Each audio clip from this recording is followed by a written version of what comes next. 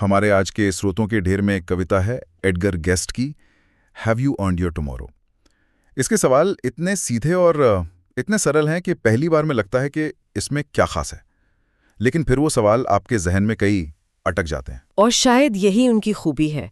आज की इस शोर शराबे वाली दुनिया में जहां हर कोई बड़ी बड़ी बातें कर रहा है, ये कविता हमें रोककर कुछ बहुत ही बुनियादी चीज़ों के बारे में सोचने पर मजबूर करती है।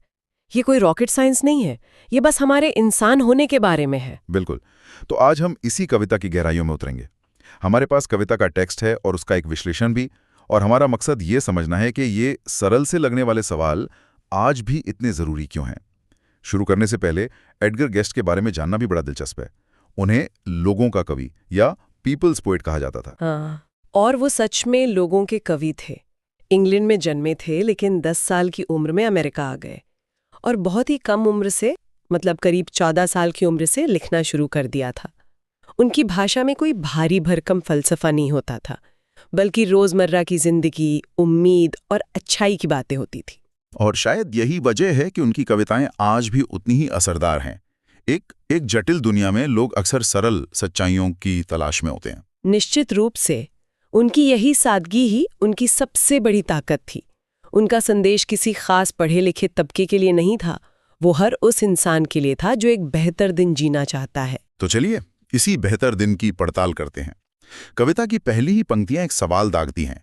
Is anybody happier because you passed his way? Does anyone remember that you spoke to him today?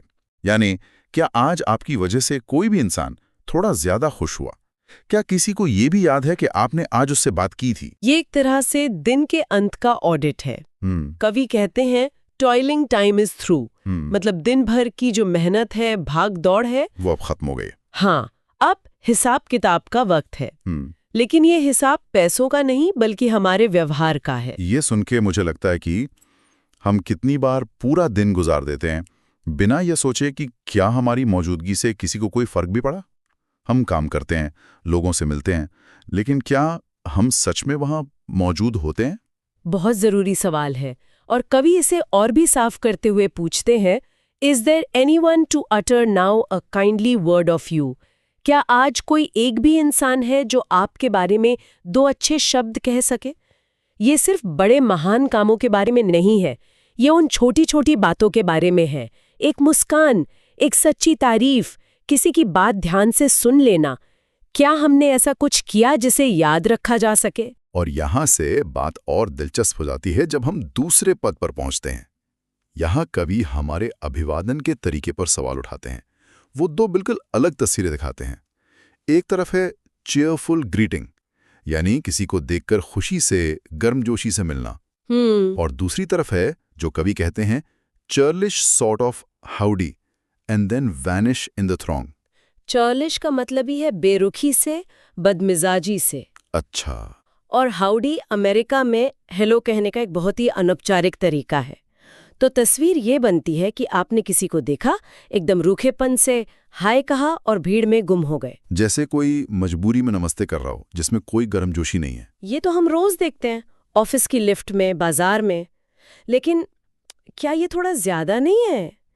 आज की तेज रफ्तार जिंदगी में किसके पास हर किसी से रुक कर गर्मजोशी से बात करने का वक्त है? क्या ये उम्मीद करना थोड़ा आदर्शवादी नहीं है? आपका सवाल बहुत वाजिब है, और मुझे नहीं लगता कि कवि ये कह रहे हैं कि आप हर किसी के साथ आधा घंटा बिताएं। यहाँ फर्क नीयत का है। नीयत का? हाँ, क्या आपका हेलो सिर्फ एक सामाजिक औपचारिकता थी, एक टिक मार्क, या उसमें एक पल की ही सही पर सच्ची इंसानियत थी? कवि इसी की जड़ में जाते हुए सीधा सवाल पूछते हैं, were you selfish, pure and simple, or is someone mighty grateful for a deed you did today? मतलब क्या हम दिन भर सिर्फ अपने बारे में सोचते रहे, अपने कामों में उलझे रहे, या कोई ऐसा भी है जो हमारे किसी छोटे से काम के लिए आज शुक्रगुजार महसूस कर रहा है? बिल्कुल। और ये काम कुछ भी हो सकता है। किसी के लिए दरवाजा खुला रखना, किसी का गिरा हुआ पेन उठा कर देना, किसी परेशान सहकर्मी से बस इतना पूछ लेना, सब ठीक है? ये स्वार्थ और निस्वार्थ के बीच का रोज का चुनाव है, जिसके बारे में हम सोचते भी नहीं। ये स्वार्थ और निस्वार्थ की बात बहुत दिलचस्प है, और मुझे लगता है कि अगला पद इसी विचार को एक कदम और आगे ले जाता है। इसे और भी ज्यादा व्यक्तिगत और गहरा बना देता है। हाँ, अब तक बात भीड़ में हमारे व्यवहार की थी, लेकिन तीसरे पद में कवि कैमरा जूम इन करते हैं, भीड़ से हटाकर किसी एक अकेले इंसान पर। वो पूछते हैं, did you help a single brother of the many that you past? और हमारे सोच बताते हैं कि यहाँ ब्रदर का मतलब सिर्फ खून का रिश्ता नहीं, बल्कि कोई भी साथी इंसान है। तो सवाल ये है कि दिन भर में आप हजारों चेहरों के पास से गुजरे, क्या उनमें से किसी एक की भी आपने मदद की? यहाँ एक पर जोर देना बहुत महत्वपूर्ण है। यह हमें बड़ी बड़ी दुनिया बदलने वाली योजनाओं के बोझ से आजाद करता है। कवि ये नहीं कह रहे कि गरीबी मिटा दो या दुनिया में शांति ला दो। वो बस पूछ रहे हैं, क्या किसी एक इंसान की जिंदगी आज तुम्हारी वजह से थोड़ी बेहतर हुई? और आगे की पंक्तियां तो और भी मार्मिक हैं। Is a single heart rejoicing over what you did और सेड? क्या कोई एक दिल भी है जो आपके किसी काम या बात से आज खुश हुआ हो? फिर वो उस इंसान की बात करते हैं जिसकी उम्मीदें टूट रही थीं, होप्स वर फेडिंग, और क्या उसे हमारी वजह से आगे बढ़ने का हौसला, करेज मिला। ये छोटी छोटी नेकियों की ताकत को दिखाता है। हम अक्सर सोचते हैं कि हम क्या ही बदलाव ला सकते हैं, लेकिन ये कविता याद दिलाती है कि किसी निराश इंसान के लिए उम्मीद की एक किरण भी बहुत बड़ी चीज़ होती है। हो सकता है हमारा कोई छोटा सा काम, कोई हौसला देने वाली बात किसी को टूटने से बचा ले। हम कभी जान भी नहीं पाएंगे कि हमारे एक छोटे से कदम का असर कितना बड़ा हो सकता है। तो पहले दिन का हिसाब किताब, फिर हमारे व्यवहार की नीयत, और फिर किसी एक इंसान की मदद, ये सब हमें आखिरी और शायद सबसे गहरे सवाल की तरफ ले जाता है। चौथा पद एक तरह से दिन भर का फैसला सुनाता है। हाँ, ये क्लाइमैक्स की तरह है। कवि पूछते हैं, did you waste the day or lose it? Was it well or sorely spend? सॉरली spend का मतलब है ऐसा दिन जो दुख में, पछतावे में या किसी बुरे एहसास में गुजरा हो। तो क्या आपने दिन को जिया या बस गवा दिया? और फिर वो लाइन आती है जो किसी आईने की तरह है, did you leave a trail of kindness और अ स्कार ऑफ डिसकंटेंट? मतलब जब आप किसी जगह से गुजरे तो क्या आपने अपने पीछे अच्छाई और दया की एक लकीर छोड़ी, या फिर असंतोष और कड़वाहट का एक जख्म? ये बहुत सीधी और छुपने वाली बात है। हम सबने महसूस किया है जब कोई सहकर्मी ऑफिस से जाता है और उसके जाने के बाद लोग कहते हैं उनके रहने से माहौल अच्छा रहता था, और किसी के जाने पर लोग राहत की सांस लेते हैं। गेस्ट उसी छाप की बात कर रहे हैं जो हम अनजाने में हर जगह छोड़ते जाते हैं। और फिर आता है कविता का वो चरम बिंदु जो इस पूरी बातचीत को एक अलग ही स्तर पर ले जाता है। As you close your eyes in slumber, do you think that God would say, you have earned one more tomorrow by the work you did today? You have earned one more tomorrow. तुमने कल का एक और दिन कमाया है। ये बहुत शक्तिशाली विचार है। यहाँ कल हमारा हक नहीं है, यह एक इनाम है जिसे हमें आज के कर्मों से कमाना पड़ता है। हाँ, अपने कर्मों से। एक तरह से ये हमारे अस्तित्व को एक लेन देन बना देता है, कर्म का एक सीधा हिसाब किताब। ये थोड़ा डरावना भी लग सकता है। डरावना या शायद बहुत सरल और स्पष्ट। आज की दुनिया में जहाँ लोग अक्सर जीवन का उद्देश्य, पर्पस ढूंढते हैं, गेस्ट एक बहुत ही सीधा फॉर्मूला दे रहे हैं। आपका उद्देश्य किसी बड़े पहाड़ को चढ़ने में नहीं, बल्कि दूसरों के लिए की गई छोटी छोटी अच्छाइयों में छिपा है। यह हर दिन की कीमत चुकाने के बारे में है। ये सुनने में तो बहुत अच्छा लगता है, लेकिन क्या ये आज की दुनिया में थोड़ा अव्यावहारिक नहीं है? क्या किसी के पास इतनी मानसिक ऊर्जा है कि वो दिन के आखिर में ये सोचे कि मैंने अपना कल कमाया है या नहीं?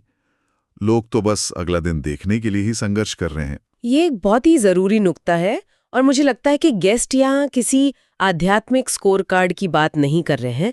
ये एक आंतरिक पैमाना है। अच्छा। इसका संबंध इस एहसास से है कि क्या आपका होना मायने रखता है? क्या आपकी मौजूदगी दुनिया में अच्छाई बढ़ा रही है या घटा रही है? ये सवाल किसी बाहरी जज के लिए नहीं, बल्कि हमारी अपनी आत्मा की शांति के लिए है। जब हम किसी की मदद करते हैं तो सबसे पहले अच्छा हमें ही महसूस होता है। वो एहसास ही शायद कमाई है। तो अगर हम इस पूरी बातचीत को समेटें तो इस कविता का सार क्या है? ये हमें क्या करने के लिए कह रही है? इसका सार बहुत साफ है। हमारा हर दिन एक खाली पन्ने की तरह है, और उसकी कीमत इस बात से तय होती है कि हम उस पर अपने लिए क्या लिखते हैं और दूसरों के लिए क्या लिखते हैं। हाँ, एडगर गेस्ट की यही खासियत है कि वो साधारण भाषा में असाधारण संदेश देते हैं। ये कविता एक तरह का डेली सेल्फ चेक है, रोज रात सोने से पहले खुद से पूछने वाले कुछ सवाल। और इसका निचोड़ ये है कि जिंदगी सिर्फ अपनी जरूरतों और सफलताओं के बारे में नहीं है। एक सार्थक जीवन वो है जिसमें हम दूसरों के जीवन में भी कोई सकारात्मक योगदान दे पाएं, चाहे वो कितना भी छोटा क्यों ना हो। बिल्कुल, ये हमें याद दिलाता है कि हम सब एक दूसरे से जुड़े हुए हैं। हमारी एक छोटी सी बेरुखी किसी का पूरा दिन खराब कर सकती है, और हमारी एक छोटी सी मेहरबानी किसी का डूबता हुआ हौसला बचा सकती है। तो इस बातचीत को खत्म करते हुए एक विचार हमारे श्रोता के लिए छोड़ जाते हैं।